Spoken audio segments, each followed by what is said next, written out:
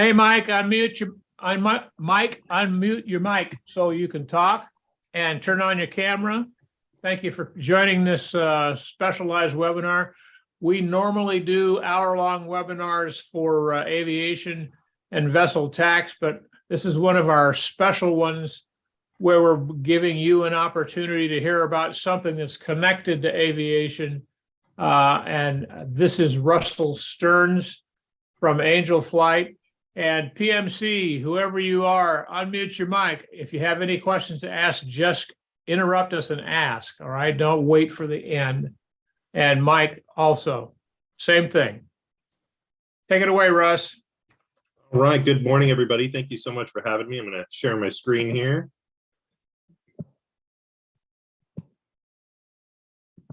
All right, can you confirm that you can see that? Wonderful. I can. All right, great. So my name is Russell Stearns. I'm the Director of Outreach for Angel Flight West. We serve 12 Western states, but we're based out of Santa Monica Airport near Los Angeles. We're celebrating 40 years this year of helping people with free flights with medical or other compelling needs. So we're pretty stoked on that 40-year anniversary. We are a nonprofit, and we depend on a network of volunteer pilots to make this whole thing happen. So we're very generous for our network of volunteer pilots, and we're always looking for more. My job is looking for pilots as volunteers, and also looking for requesters, foundations, clinics, hospitals, people who can use us, and connecting them with those pilots. So all right, our mission is pretty simple. Like I said, we deliver health and hope using donated flights through our network of volunteer pilots for medical and other compelling needs. When we can't use our network of volunteer pilots, we have commercial partners that'll come in. We do about 2,000 passengers every year, 5,000 missions every year, and we're close to 100,000 lifetime missions. This all comes at zero cost to the passengers and requesters, no insurance, anything like that. So why and where we fly? Patients traveling for non-emergency care to research hospitals, children's hospitals, treatment centers, places like that. A lot of people from rural areas go into bigger cities where they can get more advanced medical care. Children attending specialty camps, being the beginning of June, we're going really heavy into camp season right now. So we have a lot of kids flying, burn victims, leukemia, children who may have lost a parent or a sibling. So we have a lot of different specialty camps that we utilize our services for. Survivors of domestic violence, human trafficking, sexual assault, veterans, active duty military personnel, disaster relief efforts and drills, blood transport for blood banks and organ transplant on occasion, and then caregivers in need of flights to reach family members who are ill. Those would be called compassion flights, and the term compassion flight is a very big umbrella. So as is compelling human needs. So if you know somebody who might need something that might fall under the compelling need category, feel free to reach out to us. If we can't help you, we can probably provide resources of who can. 3 reasons we fly. We kind of went over this. We have Pamela, who's been going to Scripps Cancer Center in San Diego for quite some time now. She's developed a very close friendship with her pilot. They seek each other out. Then we go to the next one here, which is at compassion flights. When a caregiver for family members ill or in the hospital. And then we also do the camps like we talked about earlier. So, and the pilots really like doing the camps, anything with the kids, but especially camp season. Kids get really excited about camp. The passenger qualifications, pretty simple, pretty standard. They must be medically stable and ambulatory. They must be capable of sitting upright, wearing a safety belt for the duration of the flight. We do require 1 week minimum to schedule an itinerary between the passenger and the pilot. And they must have a financial or other consideration, immunocompromised, geography, time, something like that to qualify for an Angel flight. Traveling a distance of less than 1,000 miles. If the passenger is traveling more than 300 miles, we might split it into 2 or 3 legs, and we might have to switch flights. Pilot might have to gas up. And then they must be obviously able to fly in a small unpressurized aircraft. About the flights, the passengers, healthcare workers may request flights for pilots.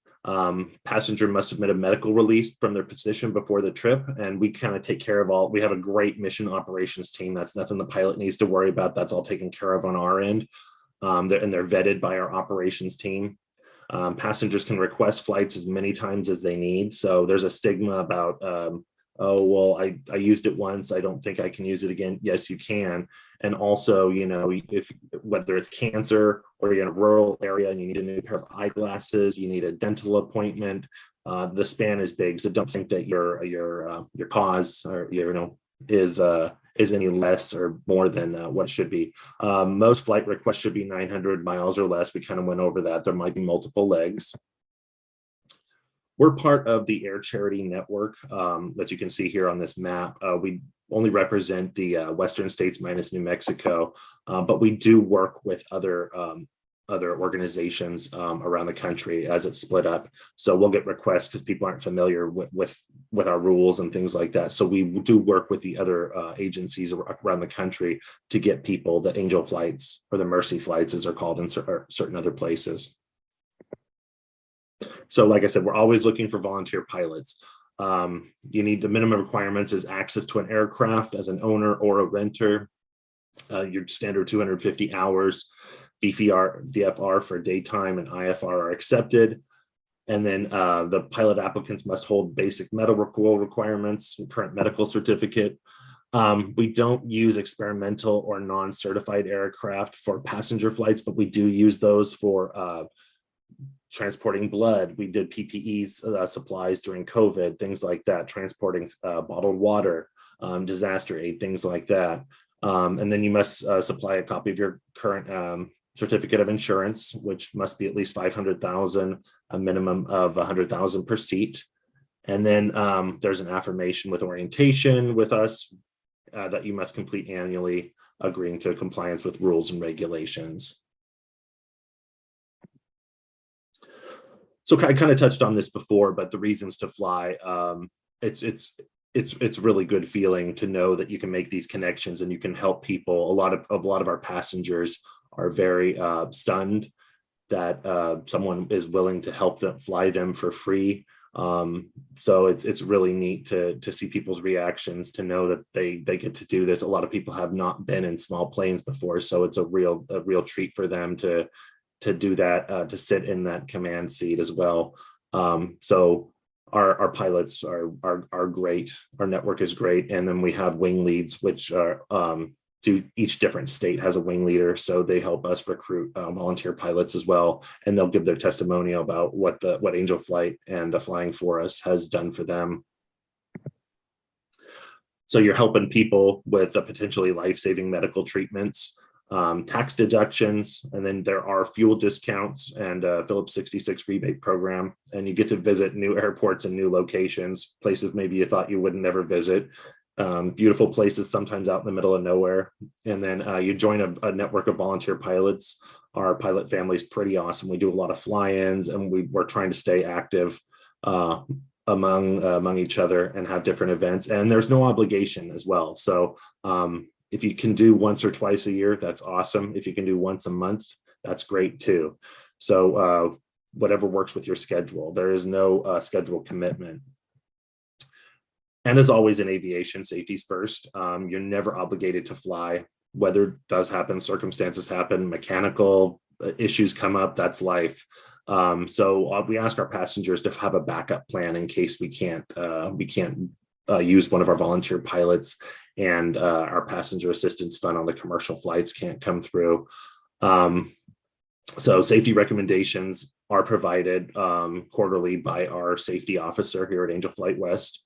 And then we only provide non-emergency transport. We're not like a life flight type organization. There will never be a reason to fly for an emergency. So these are all non-emergency reasons. And then why does all of this matter? According to Health Outreach Partners, 3.6 million Americans, that's about like 1 in every 10 Californians, miss at least one medical appointment each year due to lack of transportation. Now, this is only behind finance, why people miss medical appointments. And this can lead to things like interrupted care, messing with prescription plans, keeping appointments. We do recognize too that rural communities, communities of color, chronically ill individuals, elderly adults, veterans, low-income families, they're at a greater risk for transportation barriers. So we realize that in our outreach efforts. So thank you so much for letting me speak with you today. Our contact info, my contact info here on the left, and then all of our social media pages are here on the right. And if you can't remember any of this, it's pretty easy. We're always Angel Flight West or AFW. And I'd like to thank Tom and his team for giving me the opportunity to speak here today.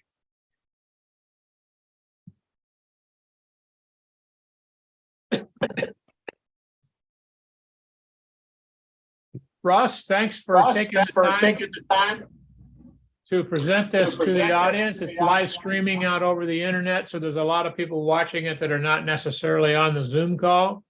Yeah.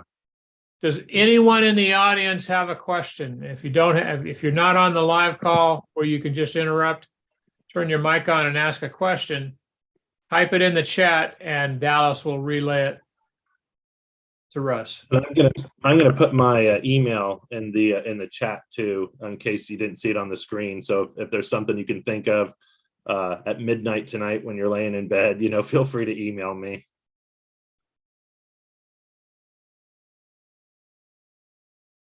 Any questions coming up, Dallas? Nope, there's no questions in the chat. All right. Well, thank you everyone who participated in today's webinar. As a public service announcement, I invite you to become part of this network. It's good for you as well as the passengers.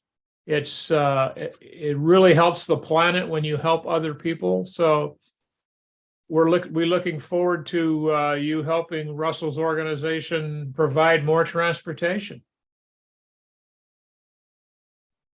All right. Well, thank you so much.